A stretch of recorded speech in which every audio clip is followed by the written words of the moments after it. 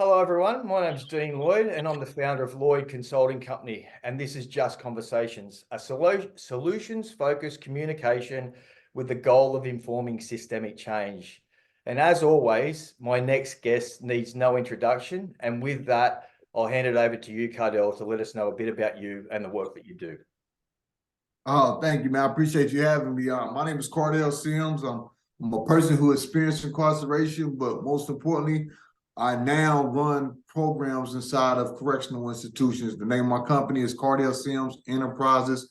Well, under that, we have On the Inside Reentry Academy, and that's where I go inside of correctional institutions. I teach personal development. I also teach communication training through speaking or writing books, entrepreneurship, and then vision board and goal setting. I'm a national speaker, 8-time author, and a reentry peer support specialist. Yeah, nice, man. I love your enthusiasm. And we met through a friend and colleague, Glenn. He introduced me to you, and I remember you were just sort of getting out at that stage, probably, I don't know how long ago. Well, you can tell me how long ago in a minute, but I'd just like to hear, can you tell us how many times you've been in and out of prison? And the last time, what was different about that for you to sort of to get up and out of it? Oh yeah, I've been in and out of prison. I've been to prison 5 times, 4 state prison sentences, and then federal prison was my last one. And there is when I made a mindset shift. And it really was about expanding my knowledge through education, a lot of reading different books, not reading a lot of urban novels and stuff like that. I was doing my first prison sentences. The last one I really focused on self-improvement, personal development. I knew I wanted to get in business, so I started studying business laws and how to build businesses and things like that. And most importantly, I was prepared. Actually, I had a plan. I had a vision for myself. I had a vision board. I had these goals written down. And so once I got released out of federal prison, I just stuck to that plan and them goals along with that vision. Yeah, nice. So the last sentence that you had, how long was that? So I got the last sentence was 77 months. Yeah. Inside the federal system. Like I got 77 months. Yeah. Yeah. So I end up doing a little bit close to 5 years on that because of the Second Chance Act. I was part of the Second Chance Act and the first step that President Trump came in with. And so I ended up getting like 10 months worth of halfway house and stuff like that. So I got out a little bit earlier. And was that something that was significantly different from the previous times you were released? Like the opportunity after prison? Yeah, because normally when I was released, I didn't never had to go to no halfway house or nothing like that. So I would go right back to the same neighborhood, same block, same gang. So this time that was kind of like a forced play. I ain't gonna say a forced play, but it was something that was different.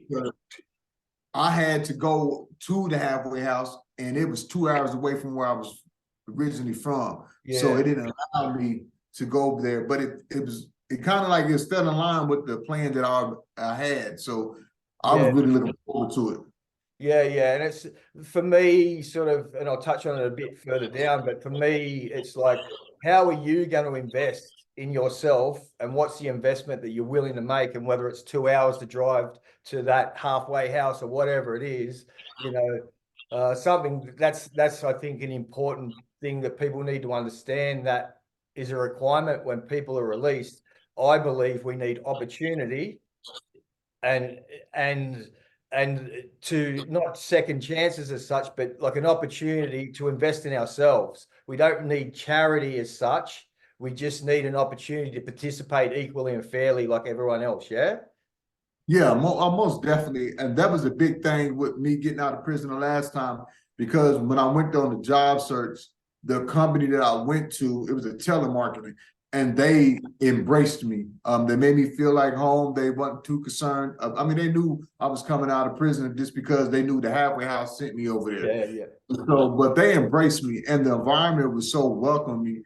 Every day going to work, getting treated like you just a regular person, a human, getting treated like a human being. That and really that company and that job really screamed forth me into a lot of things that I ended up doing and doing Yeah, now. I just got chills when you said being treated like a human being. Like Yeah. for me, prison was it like, I've lived experience of the justice system as well. So for me, prison was a real dehumanizing process.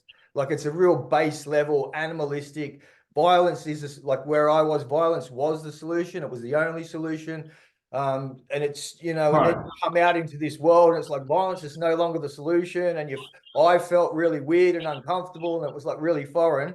But that ability to be treated humanely and given an opportunity, it sounds like that was really impactful on you, yeah? Oh yeah, it was the it probably was the most important thing that happened to me coming out of prison because that was my foundation. So to go into a company that treated me like a human being, like you said, coming from an environment where you less of a human, Yeah, violence was the violence was the key.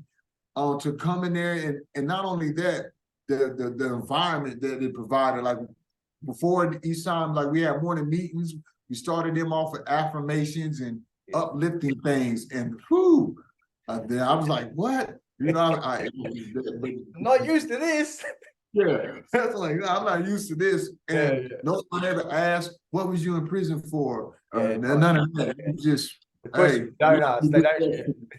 Yeah, that's the question that a lot of people don't understand. You don't really ask that question. And I think, we've connected in social media and all that sort of stuff. And I think we've touched on like there's a vast difference between freedom and free doom.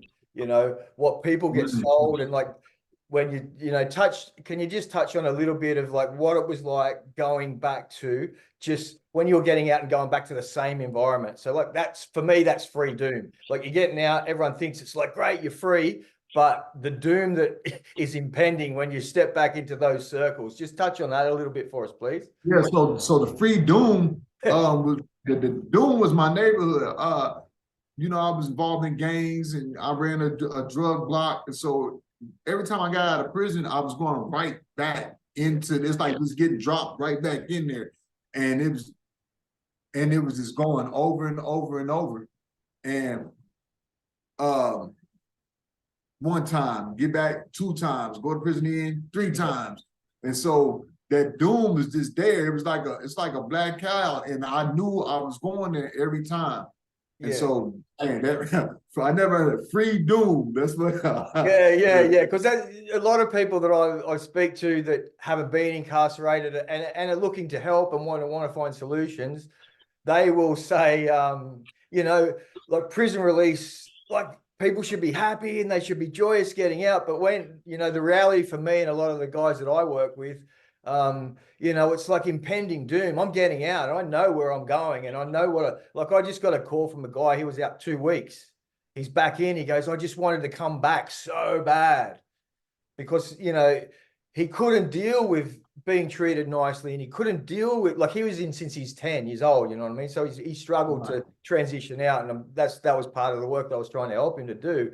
But that I say, to put people, incarcerate people, treat them poorly and humanely, and then send them back into the exact same situation where they come. Like, what do we expect? We can't expect anything different. However, looking at the solution that you found was, the vision board, the blah, blah, blah, and that is amazing. Yeah. Oh yeah, that was the biggest thing because I actually had a vision for myself this time, and that vision wasn't going back to the same neighborhood, the same block. The vision was surrounding myself with different people, different environments, and I actually had goals for myself. And while you're in federal prison, who did you connect with that sort of, where did you see that happening? Because my experience has been if you don't see it, you can't do it. You know what I mean? So who did you see that was leading those ways in like, hey, Kardell, look at me, I'm over here doing this. We don't have to do that anymore. Um, I read a book in federal prison. Yeah, cool. Chef, I can't remember the name of the book, Yeah. but it was written by this guy named Chef Jeff. Yeah. And he was formerly incarcerated. I mean, he had been to prison for 10 years, federal prison 10 years, and he got out and he became this renowned chef across the United States. And I read that book and I'm like, man, he can do that. Yeah. I can come out and do that. And then once I got out, I met this guy named Andre Norman, Yeah. And he was formerly incarcerated, and he was running his own program inside of prisons without having going through all the other programs that been in the institution over all these years. He actually had his own. And so once I seen that, I was like, that's what I want to do. And seeing them do what they did gave me the confidence to say, hey, if they did it, I can do it. Yeah, nice. And while the work that you do and I do and we sort of do in this space is important, something that I'm really interested in is how can we get, like, not everyone can be and do the work that we do. You know what I mean? There's always space, but how can we get people and provide other opportunities into other business areas? Like, are you talking to other people that have been formerly incarcerated that have business opportunities in other areas? And Yes. where are you tipping your program participants in? And so, what I found out was about 82% of us that are incarcerated, we have this entrepreneur spirit. Yeah. And we just utilize it in the wrong way. Oh, that's what sorry, just to interrupt. That's what I say to guys. Like, if you can take a quarter and turn it into an ounce, come with me because I can show you how to make business.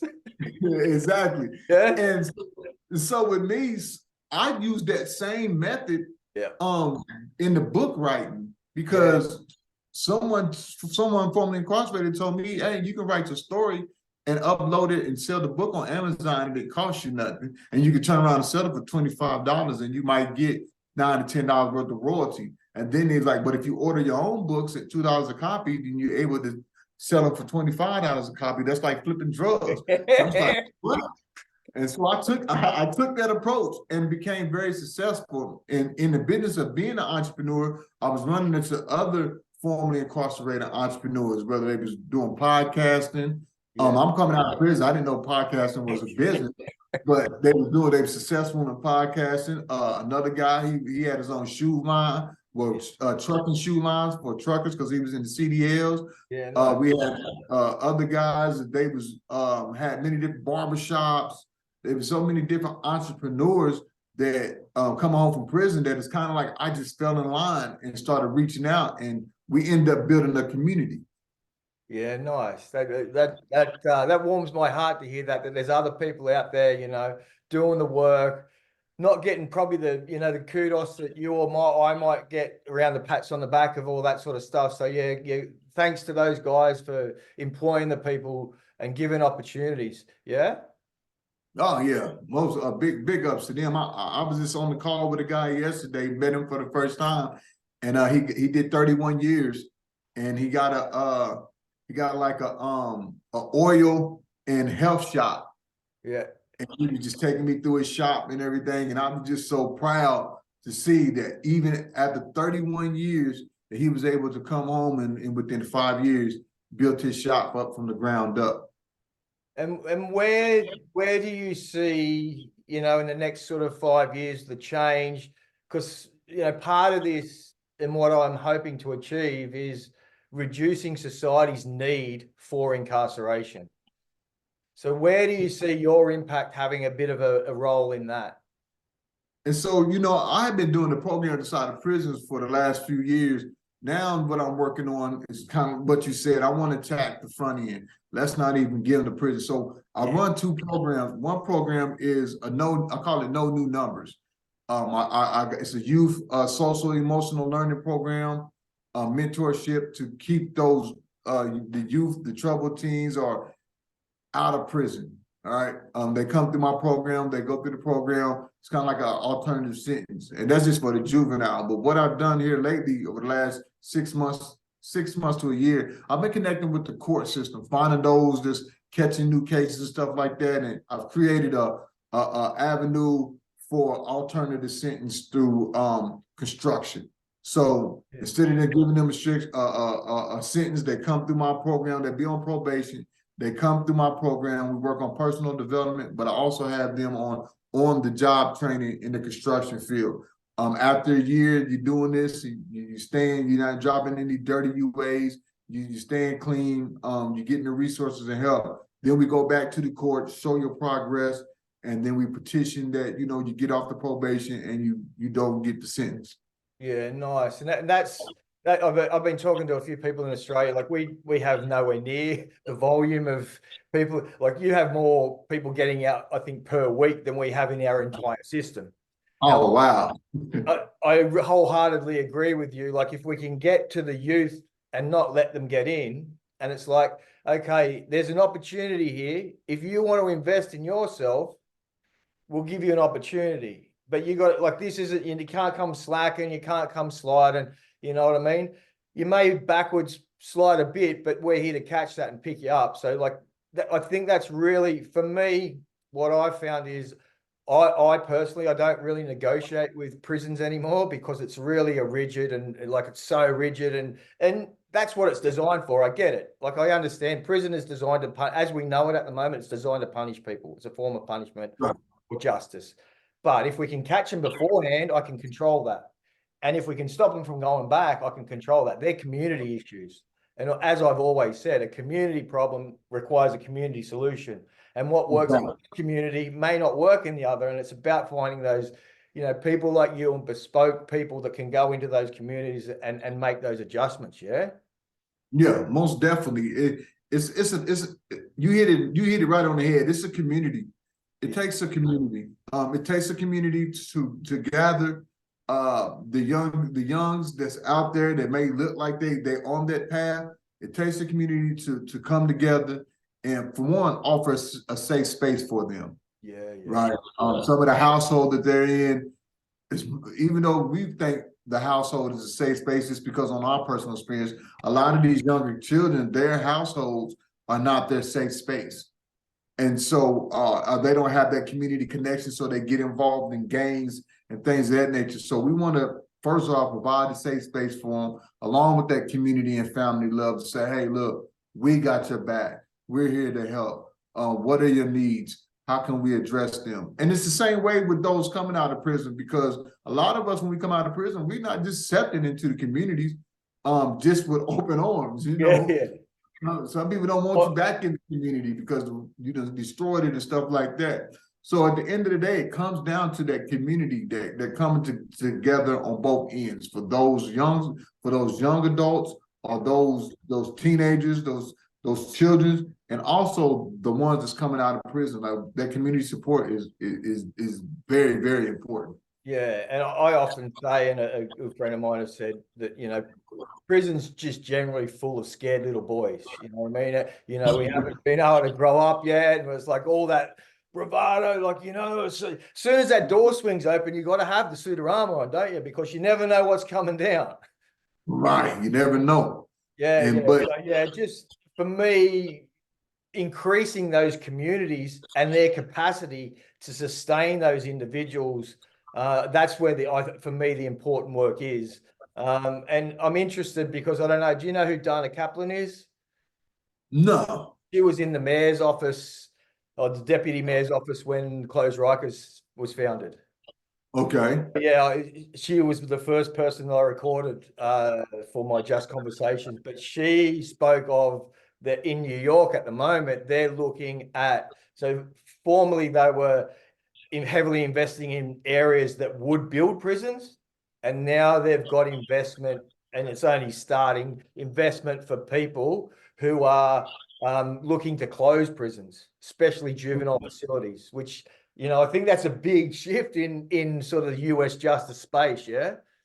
Yeah, that's a huge shift, especially you talking about in New York. Yeah. But this the whole shift on starting at the juvenile space, closing them down, because that's the cycle, right? Yeah. You do something as a youth, sit on the juvenile, then you go to the juvenile. Now you learning the tricks and trades on how to become a better criminal that's going to lead you to prison. I went through all phases of the state. Like I went to juvenile detention center, just from that, foster homes, county jails, state prisons, and federal prisons. And so shutting down the juvenile system is strong. And not only just shutting it down, but replacing it.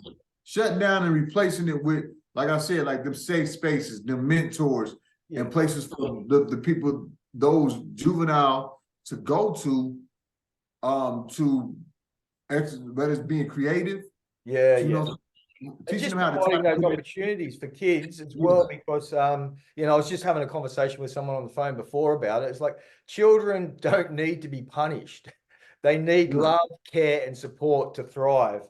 And like if you're incarcerating a kid, like you're punishing them, and it's really evident in Australia. So approximately there's 1,000 kids per night in Australia that are locked up. Wow. And so what happens is that transitions into about 45,000 adult population. Yeah. So like, it's like if we can catch it there and reduce that, then that will just fade away because there'll be no need for it. And that's sort of, you know, my experience has been is in this prison reforms. You know, I went from a prison reformist to a abolitionist. Now I'm an obsoletist. It's like, how can we make prison obsolete? Yeah, Right. because Exactly. reform, I don't think it can work.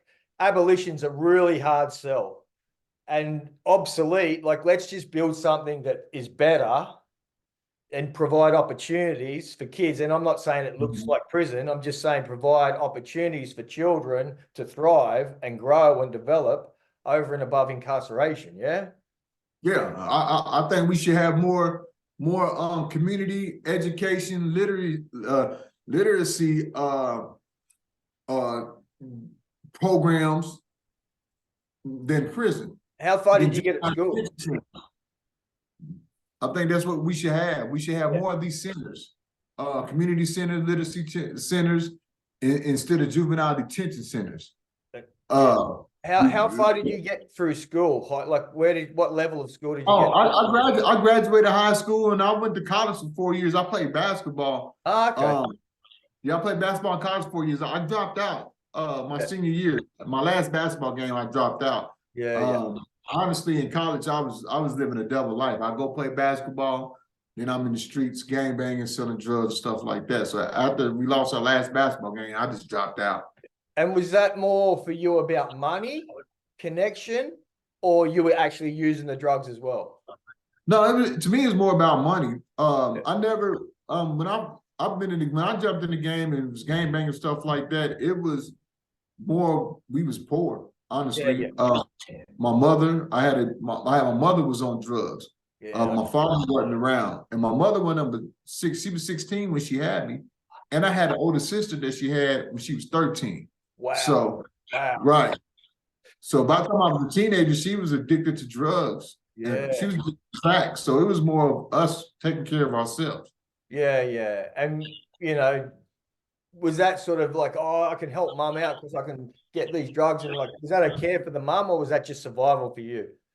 It was just survival for me. I knew at that point in time, I knew my mom was on drugs, so it was kind of like I wasn't I don't willing want to do that. Yeah, I wasn't willing to give her nothing. Yeah, fair enough. No, I just see it sometimes, and it's well, I see it sort of play out in the people that I've spoken to. Sometimes it's like I care for my mum and I want to get her sort of this stuff that, you know, helps her, or my dad or whatever, or I just need to get out there and I need to make my own money and I need to get on, and then I don't want to be part of that. However, like, you know, essentially you're turning people into your mum because of what you're doing. And I get that that's the only space you're in, but like that's all you know. But you perpetuate that cycle, yeah. Yeah, and that's what happened, really. That's what I didn't like of my mom, I was turning other people into. And I would use the excuses of they gonna get it from somewhere else. And that stuff generally doesn't make you feel good about yourself either.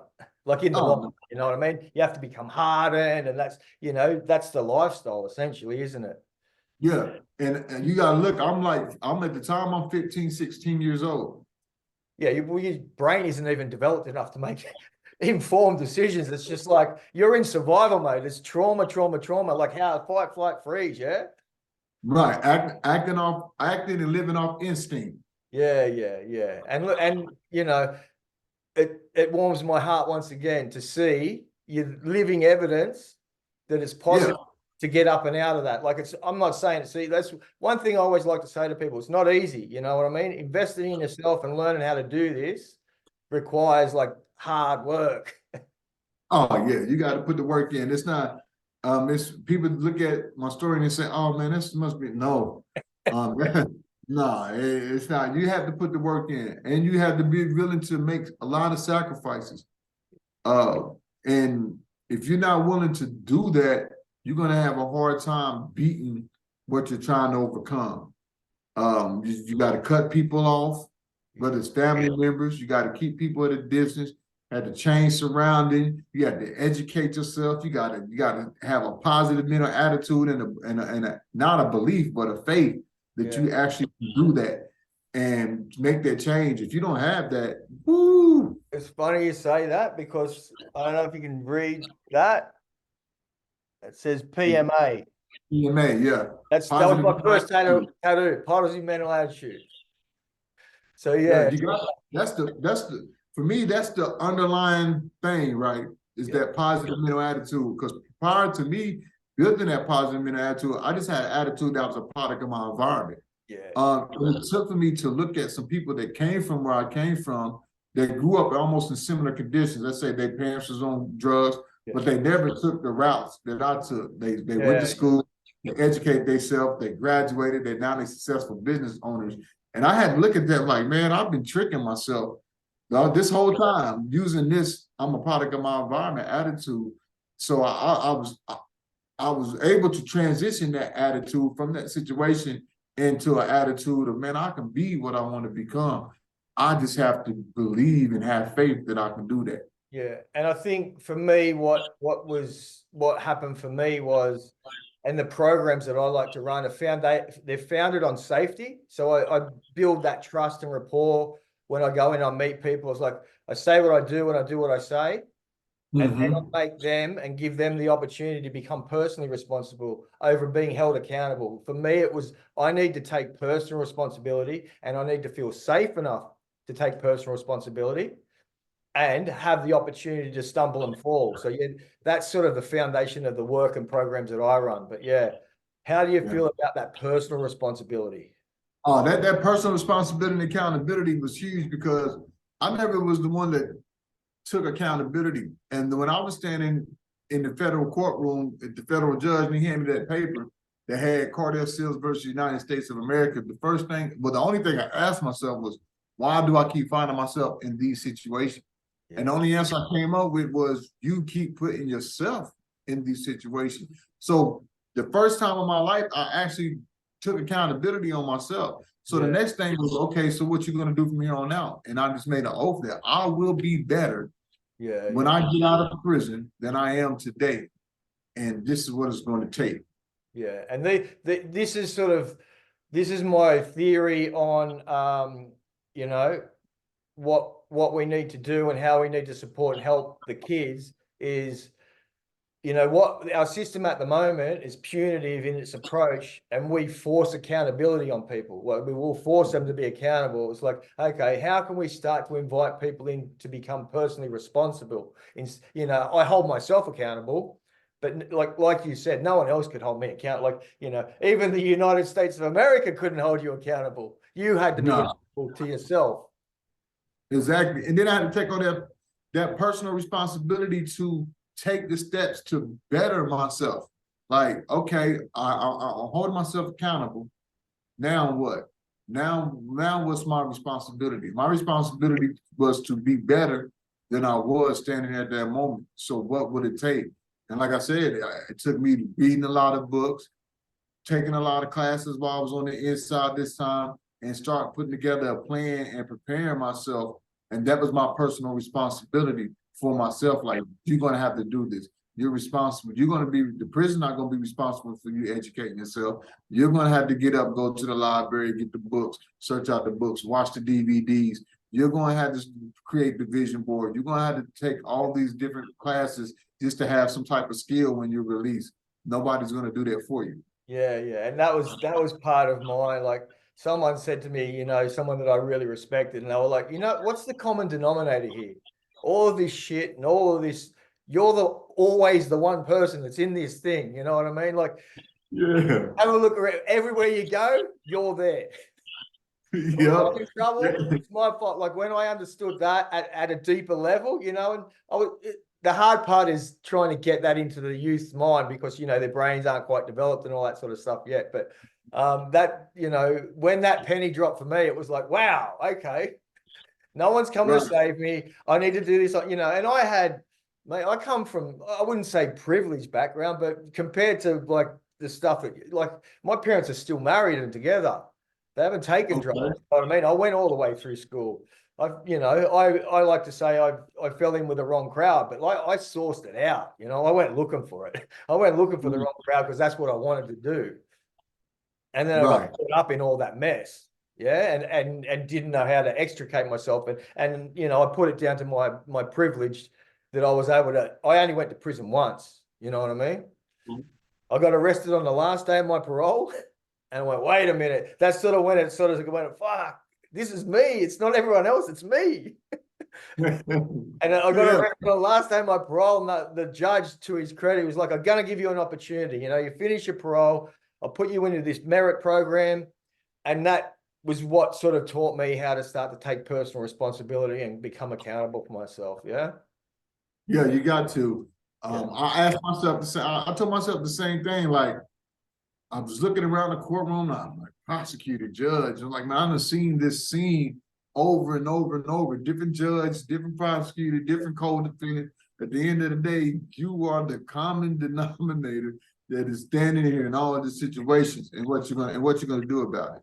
Yeah. And I just noticed that our time is coming close to an end. Is there anything else that you would like to say about, you know, what helped you and the solutions that you found? Because my hope is, you know, what worked for me wouldn't work for you, Kardell. You know what I mean? And what worked for you wouldn't work for me, as always. You know, the personal responsibility stuff, I think, is a blanket. But, you know, if other people can hear out there and connect with you, and I believe that we need a myriad of pathways out of the justice system. If there's anything you want to say or anything you want to spruik or anything or anyone that you think that I should talk to about this, here's your opportunity. Please let me know. I just think that coming out, you need to find yourself a mentor. For those who might be listening to this, might just get out of prison, just find yourself a mentor. Someone who's been through it, someone who's at where you want to be, that you will be able to sit back and take advice. They're gonna tell you when you're wrong. They're gonna listen to you. They're gonna guide you. They're not gonna judge you. Because having that mentor is important. For me, it was having a mentor was important for someone for me to look and say, man, they've been through what I've been through, and now they reached back out to me and guided me on how to not only be successful in the field that I'm going into, but building a successful mindset and never looking back and having a thought of ever going to prison again. So my only advice is to have a mentor, to find you a mentor. Yeah. And I think that's been a common theme with a lot of people I've spoken to that have been incarcerated, is just having that one person that will believe in you when you don't believe in yourself, and the one person that will tell you the truth. So, you know, you need to be willing to hear the truth. Like, what you're doing is stupid and it's wrong. Yeah. Because you're going to have to hear it at some stage. If you want to change, you're going to have to hear that. You're going to have to hear it. You're going to have to hear it. Thank you very much for your time. I'll just finish recording now. It's been, you know, as always, Kardell, love speaking to people with passion about this stuff. So, yeah, thanks for your time. I really appreciate it.